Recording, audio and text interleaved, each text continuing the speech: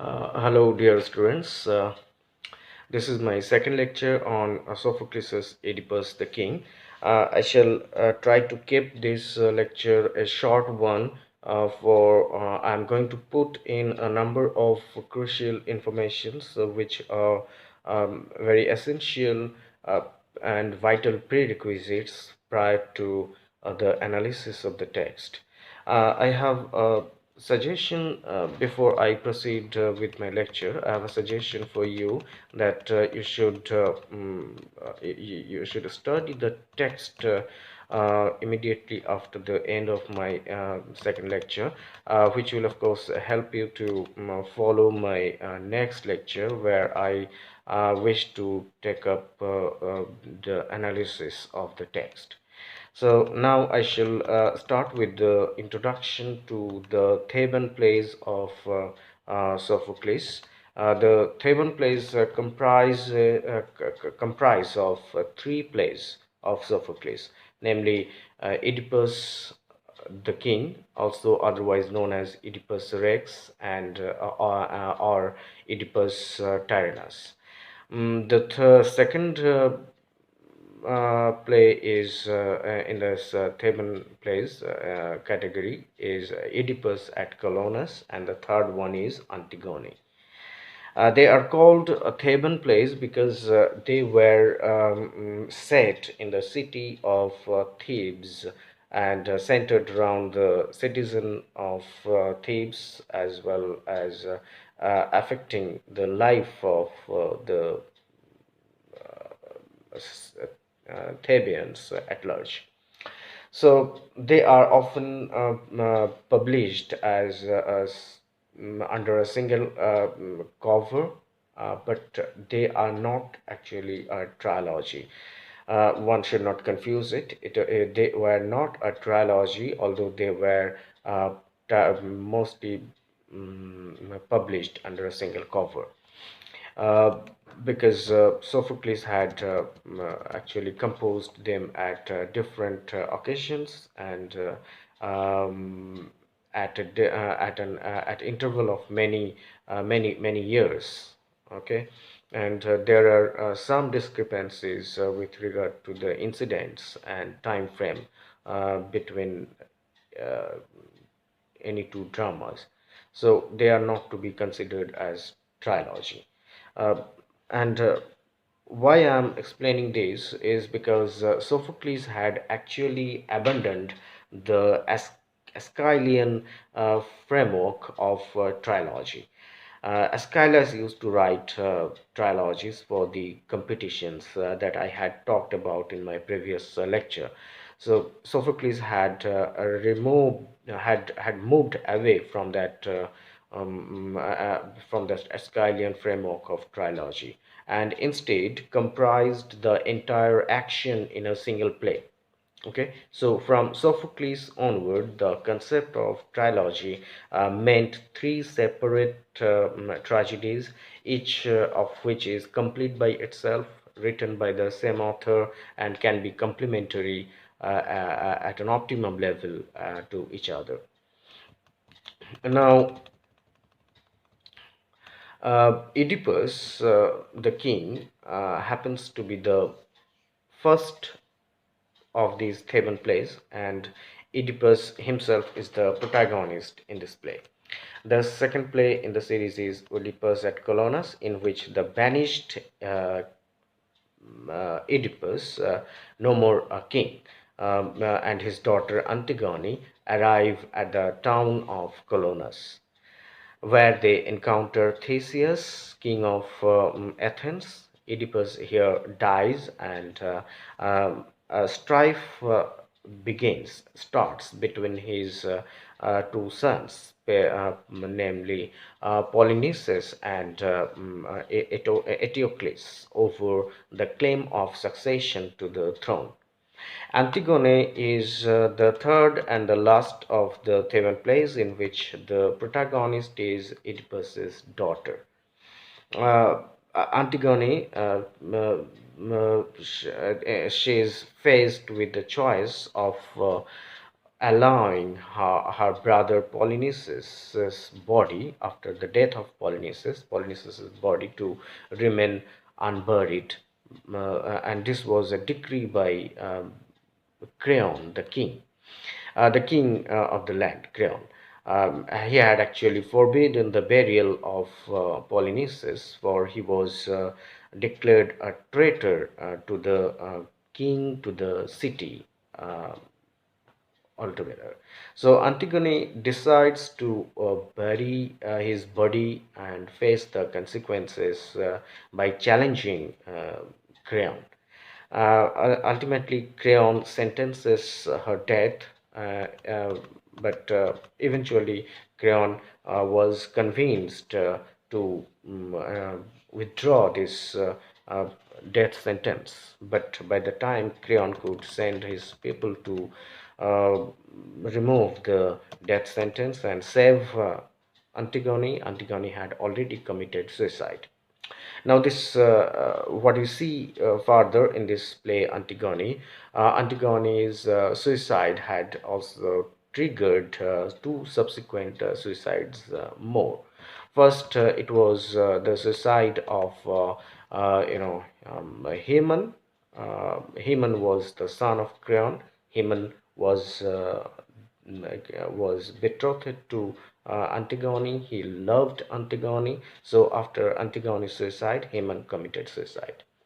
Now, the second suicide was committed by Eurydice, Creon's wife, who committed this suicide after Haman, the only surviving son of Eurydice, committed suicide. Okay, so I believe you understood this much of my lecture already, and now I shall move to the next section of my lecture, which is introduction to the drama Oedipus the King. Well, at the very beginning of my lecture, I shall try to explain uh, what actually was the scenario during the time when Sophocles was writing or presenting this drama to his audience. Because at the time when Sophocles was going to present the story of Oedipus to the audience of 5th century BC, they were already conversant with the story of Oedipus, as much as they knew the stories of the Iliad and the Odyssey. So you can assume that it was a pretty difficult task for Sophocles to meet the challenge of winning appraisal and accolade of his audience. But Sophocles made the challenge perfectly well with all his authentic and innovative stagecrafts, his adept skill of plot designing, superior artistry, and the caliber of character portrayal. I would here ask you to recall what Aristotle had expounded in his definition of tragedy, particularly about the imitation of an action and also the magnitude of an action. Aristotle, who held Sophocles with high esteem and admiration, and also held his play Oedipus the King as the perfect example of tragedy, prescribed these maxims as parameters of judgment of a good plot in a play. Hence, it is safe to suggest that Aristotle has already uh, eased our task of determining Sophocles' excellence as an artist and how brilliantly Sophocles had met the challenge of presenting a story already known to the audience. Sophocles' reworking upon this story was infused so much with impetus and sustenance for the intelligence among the audience that left him victorious in almost all the competitions that he had participated. I have already pointed out and mentioned some of the innovations yeah, or innovative stagecrafts and dramaturgy of Sophocles in my previous lecture. I hope you remember them, and which must be actually connected with this concept of imitation of an action, that is reworking often upon an old story. So I would now like to expound briefly how Sophocles had met the need of the magnitude of action. Okay, according to Aristotle, magnitude of action is an exactitude and adequacy. I repeat, exactitude and adequacy of the length of a story to fit in the plot of a play. Once again, I repeat, according to Aristotle, magnitude of action is the exactitude and adequacy of the length of a story that is going to be reproduced, of the story that is going to be reproduced to fit in the plot of a play. Hence, it is the terseness, the precision, and the decisive consistency in the plot engineering which cumulatively determine the magnitude of action. The audience, either of the ancient Greece era or of the present modern era, is never ready to watch out neither more nor less what is required in a drama or in a performance, because after all they know it all, right? Reading Aristotle's Poetics has convinced me, in a way, one may of course differ with my opinion, that by the term magnitude of action, Aristotle further suggests the ability or the capacity of sustaining equal interest, suspense, and weight of the story being told in the format of a drama. Now let us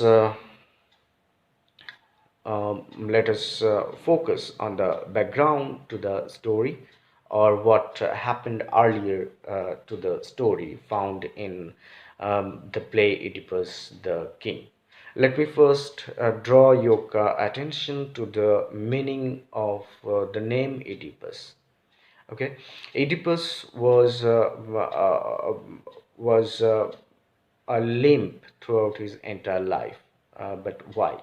Uh, so, if you discover the meaning of Oedipus, the riddle will be clear. What is the meaning of the word Oedipus? In Greek language, Oedipus means swollen ankle, or swollen foot, or sore foot, or say wounded foot. Okay. Uh, Oedipus here was, as I mentioned, was a limp throughout his entire life. Now let us ask the question: why was Oedipus inflicted in his ankles so that he uh, was a limp, and he had that swollen ankle or swollen foot? In this drama, Oedipus, the king, Oedipus himself is the protagonist. His infanticide is planned by his parents immediately after his birth. His parents, Laius the king and his queen Jocasta, they had planned to murder the newly born baby. But the question is, why? The answer is in order to prevent uh, prevent him fulfilling the prophecy of patricide, killing of his father. So his legs were pinned together at his ankles, sewn by metal wire, and entrusted to a servant shepherd to abandon the baby on Mount Cithaeron. Okay, remember the name Mount Cithaeron. This is really pathetic for the parents to plan an infanticide of their own baby. However, the newly born Oedipus was not was to live as per the prophecy. He had to fulfill the prophecy. Okay, and he was passed on through a series of intermediaries to a childless couple who adopted him and reared him up as their own son, without knowing the history, without knowing his actual parents. This couple reared him up. So who were this childless couple? They were none other than King of Corinth, Polybus, and the queen and his queen, Merope. Merope or Merope. So the child Oedipus was brought up as the prince of Corinth. Okay. So you see that a newborn child, a blameless, innocent child, fell a victim of his parents' grudge, who wished to evade the prophecy, okay, and kill the baby. This prophecy was basically a result of a curse. This prophecy was basically the result of a curse. In Greek tragedy, curse is what equated to fate or say destiny. In my next lecture, I shall focus on the role of fate in Greek tragedy. Meanwhile, I shall briefly point out why the life of Oedipus was uh, predestined by a prophecy, or why he was cursed even before he was born. To answer the question raised herein, you should go back to the story of Cadmus. Now, the story of Cadmus is well elaborated in Ovid's Metamorphoses, which is also in your syllabus. So, you should know about Cadmus in great detail. But here, of course, I will not explain it in detail. Cadmus is held responsible as the founder of the city of Thebes. Okay, he is the founder of the city of Thebes. I shall not elaborate the story of Cadmus because of course, the time and space, which will not allow me. Only let us suffice with the information that Laius, father of Oedipus, was the great grandson of Cadmus. Laius was the great grandson of Cadmus. Labdacus was the name of Laius's father. Okay, according to reports of the legends, Laius's life was at threat because he was a strong, legitimate successor to the throne of Thebes, and there were other equally strong successors to claim the throne. So Labdacus sent his son Laius uh, away to take refuge with Pelops. Who was Pelops? Pelops was the king of Pisa, Pisa, Pisa. Pelops, the king of Pisa, cordially welcomed Laius and allowed him to stay in his house with his own son. There, Laius, at the house of mm, uh, King Pelops, Laius had fallen in love with Pelops' son, Chrysippus or Chrysippus. One day he lured Chrysippus out of the town and sexually abused him and brutally killed him to obliterate witness to his crime, and then fled back to Thebes. But Pelops eventually came to know this fact, and he had cursed Laius for his transgression for killing his son Chrysippus. So this is the point I wish to highlight actually. Life of Oedipus got to be predestined because of a sin, a crime uh, committed not by Oedipus himself but his father Laius. After returning back from Pisa, Laius found all his father's belligerent successors to the throne of Thebes were dead. So he, being the sole claimant to the throne, became the king of Thebes following the death of Labdacus, then married Jocasta. After his coronation, he married Jocasta, and immediately after the marriage, he heard the oracle that he would be killed by his own son. So, as a result, Laius refrained from love making with Jocasta in order to avoid the prophecy and so that no son is born.